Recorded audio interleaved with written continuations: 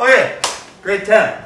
Now, yesterday you were working on an activity, right? You needed to watch the video, come up with the 6 landforms, and talk about the processes, okay? Now remember, that comes back to our learning goal that we're doing this unit, when we're talking about how geographic processes impact human activities, okay? And so far we've just been working on the the geographic processes, okay? So now today, using what you learned yesterday, let's try and make success criteria for yesterday's lesson. Okay? Let's start off really easy. We have 6 landforms that you needed to figure out. So what would the easiest thing be then? Identify what? Okay, so let's put that down then. I can identify the 6 landforms. Okay? Now, that wasn't the only thing we had to do, right? We had to know about the process. How were they created? So what would the next success criteria be then? So we have to think about the processes that created these 6 landforms.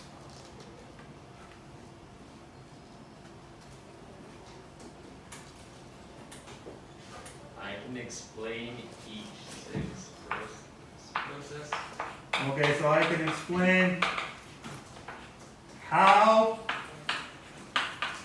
the 6 landforms were created. Okay?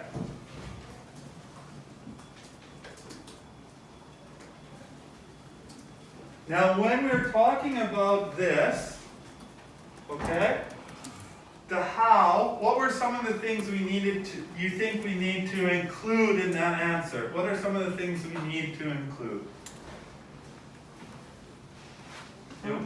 Plate boundaries. Okay, yeah, so you'll probably have to talk about what was the plate boundary. Right? And that goes back to yesterday, right? When we talked about the 3 different plate boundaries. So what was the plate boundary? Okay, what else do you think we need to include when we're explaining how the 6 landforms were created?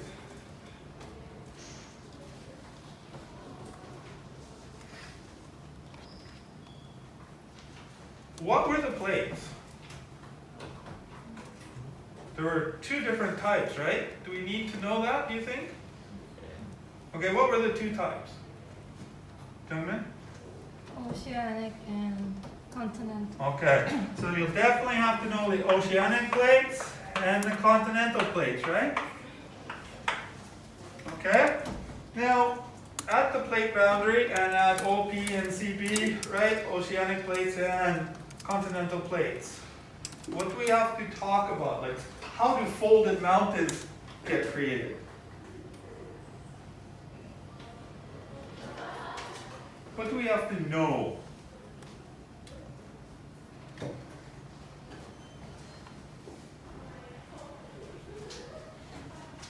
What do you think? So what's the difference between, say, a folded mountain being created and, say, a rift valley being created? Folded mountain being created, rift valley being created. Yes, you? How they converge. Converge or?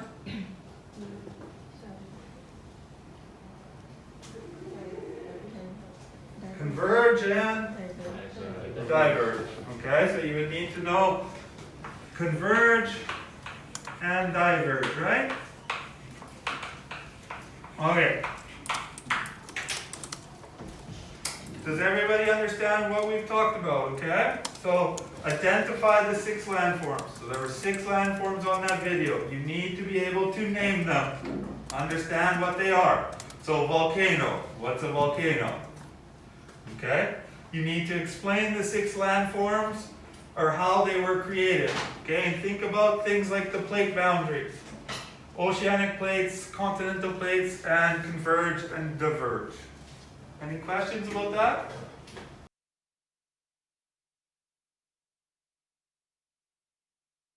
Great. After that,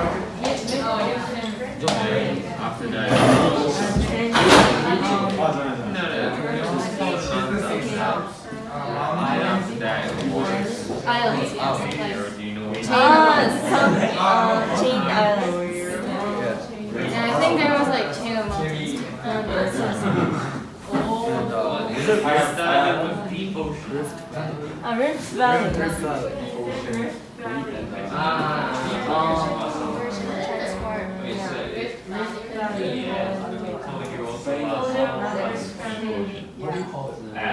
Oceanic. Two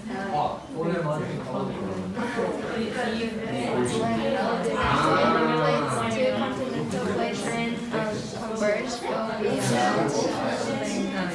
and when an oceanic plate and continental plate converge, it will be Now we have to change the So, these trenches are one is denser than the other one because of like that, right? This is circles and then you go like that, yeah. And then, yeah. What plate does that? Ocean. How about rift? How about mid-ocean? It was yeah, it was. It's like out of Deep ocean. It should be oceanic and oceanic as well. The island arc one is conversion. oh, still another diversion thing, right? I thought it was like two Iceland. Yeah, the last two were diversion. Yeah. Oh. Folded mountain. Like this with that, right? And then They have to do it to each other. that goes up and then The first four. Richie. these volcanic arcs that they were like So I can't explain how they were made. yeah. Volcano Volcano is like and then that made like a little gap. it's melted and then Magma. Yeah. I know the It's volcano, like but magma rises up, Then the and folded then over mountain time has that becomes lava.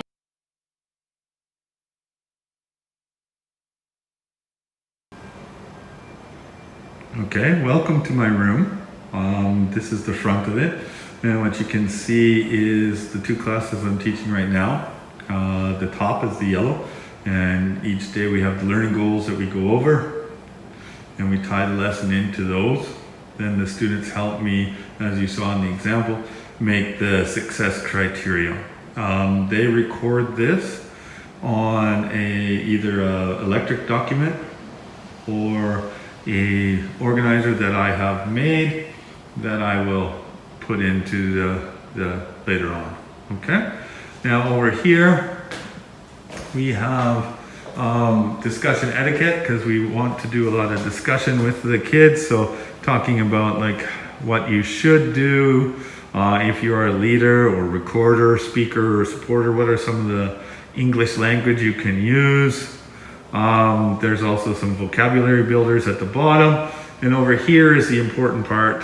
Over here is the important part for our social studies here.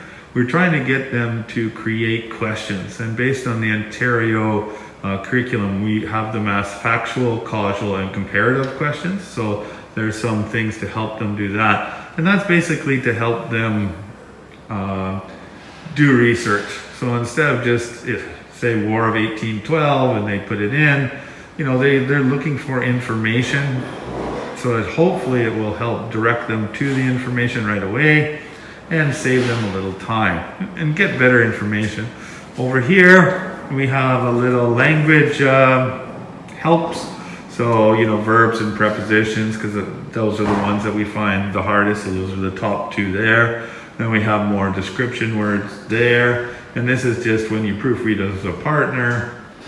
When you proofread with a partner, you can use this to help them understand. Okay. Now on the back, we have referencing resources. So this shows them how to reference things using the two main ones we use, the MLA8 and the APA. So the MLA8 is the blue and the APA is the orange.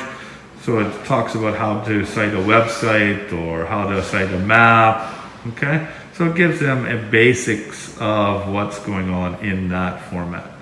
And that's basically the visuals around my room.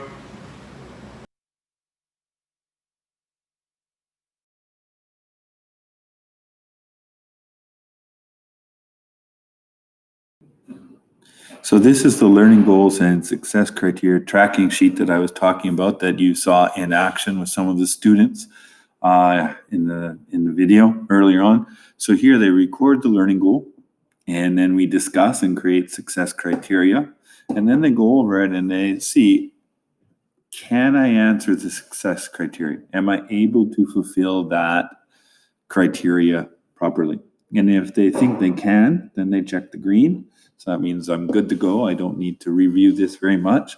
If they have a little doubt, then they check the yellow, which means that they should review it a little bit, go over it again. And if they check the red, it means that I don't understand anything. I need to either go talk to the teacher or talk to a classmate to get them to reintroduce this to me.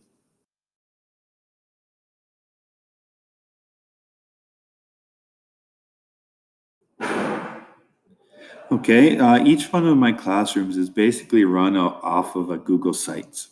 On the Google Sites, they have the main page here where they can find out the basic information, the outline of the course and what the marks are worth.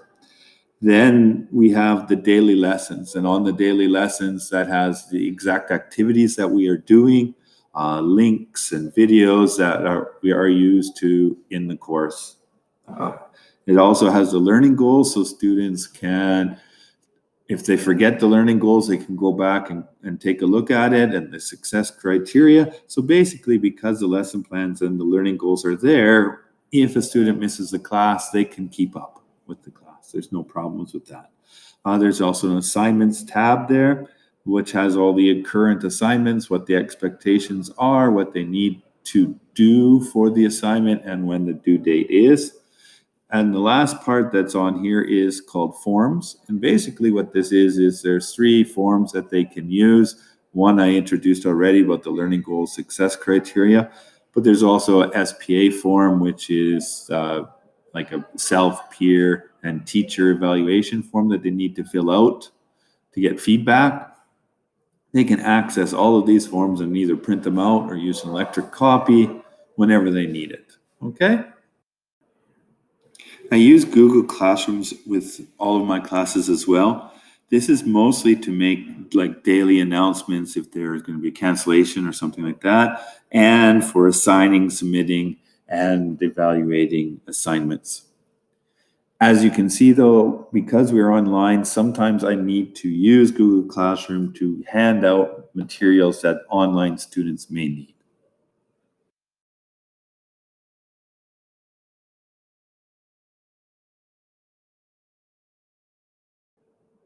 As most of our kids are experts with using their phone, I have created an app that will allow them to access the Google Sites, the Google Classroom, and even guidance information for them from their phone. So if they're on the train, and a lot of our kids do travel by train for a long time, they do have access to all the materials that I have provided. Students don't have to use this, but this is an option if they want to study on the train. Well, that brings me to the end of my video. I hope you got all the information you need about my class. If you have any other questions, just let me know when the one member comes to visit. Thank you.